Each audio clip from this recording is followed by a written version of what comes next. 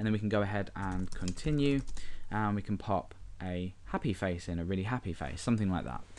Okay, so now that we've done this, you'll probably have noticed that what we have done is say hello, click this, the focus has been taken away from this text area. The user now has to click back in to be able to start typing again. Now it would be a lot more useful if we could click an emoticon and just continue typing again, but we're forcing the user to re-click in here.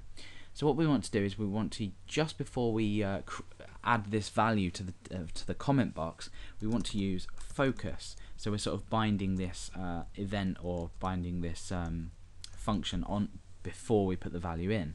So now what will happen is when we click a smiley face after we've typed something, we return focus back to the text area so we can continue like this, and I haven't had to click back in here. So that's an extremely useful way to sort of provide your user with a more flowing way of working around on your website. Okay, so the other problem that we have, we'll just address one problem and then the space problem. If I type, say, hello, and then I press, then I actually enter a space here, when I then put a emoticon in, I get another space generated, obviously because we have the text val content which already has a space after it. Then we add another space, and then we add this last space just here. Now the last space isn't too much of a problem, but if the user was typing something like this, and then was to go and put a smiley face in, and they get 2 spaces, they're going to have to go back, delete that, make it look nice again, and then they can continue typing. So what we want to do is we want to find a way to trim this value that we initially take from the text area. So what we can do is we can use the jQuery trim utility. So it looks like this, and I'm going to wrap this in the we'll wrap the entire contents of this inside of it. So I'm going to say jQuery. Let's just get this out of the way for a minute. I'm going to say jQuery with a capital Q, it's case sensitive, dot trim, and that's the function. So now what I can do is put this value here, getting rid of this, inside of there, and what that will do is it will trim the white space from the left and the right hand side of the value. So now what we do is when we go ahead and type something here, I can put loads and loads and loads of spaces, click this, but it'll always trim it before it adds this additional space.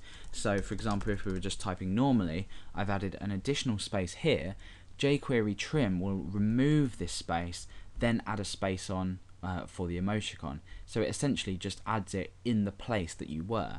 So it's quite clever. For example, if we typed something and then didn't type a space, we still get the same effect. So you're sort of creating a more easy to type and flexible way for your user to type in and press these buttons. So it sounds quite technical for such a simple script where the emoticons are placed inside just here, but in actual fact it's fundamental to how your user feels when they're using this.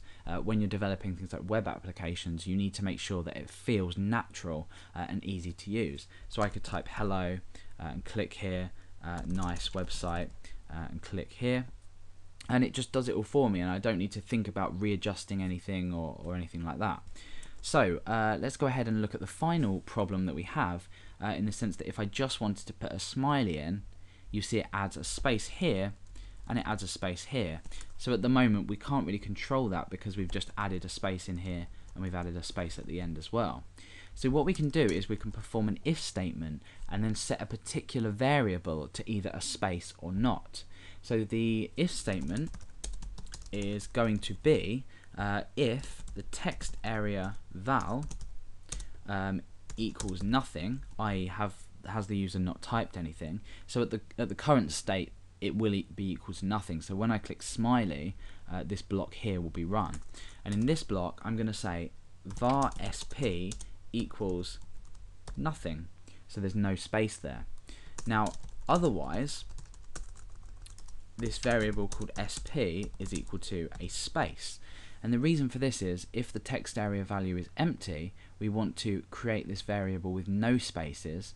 If it does have something in, we want to append spaces, and by this what we're going to do is just put an sp there and an sp there, and therefore what's going to happen now is when I go ahead and click an emoticon now with no content in, SP will be equal to no space. Whereas if I did have content, it would append a space, as we've discussed the natural feel of it. So now when I click this, it adds no spaces. So we've again created the need, or the not need for a space in this case. Another point to make on this is if I was to click this and it was to put a space here and a space here, and I was to say store this in a database, you might be looking at additional data needing to be stored, and therefore using more data or more space than required. So we're cutting down or eliminating the need for more spaces just by using this simple if statement and substituting in these SP variables. Now you might even want to go as far as actually trimming this again as you place it back into the text area. For example, nice website, smiley face, we've got an extra space at the end, so you might want to then have a submit button to submit that. We've included an extra space. If you would find this a problem, you could then go ahead and say jQuery.trim, and you could just go ahead and trim well, you could actually, let's think about this carefully. Yeah, okay, so you could probably just go ahead and say jQuery.trim, and then you could just trim all of that. So now you're trimming the whole lot of it. When we come back to it and type nice website, for example, and click this, you see that the cursor ends at this point. And then I guess it's natural for the user to then go ahead and type a space, but you're also, if the user decided to type something and then a space, for example, and do that, we just are left with no white space except for the designated spaces. So you can fiddle around with things like this to make them more natural for the user, and also to save additional characters being used. But I guess in this tutorial we've covered a few different aspects of jQuery and created this simple little application here.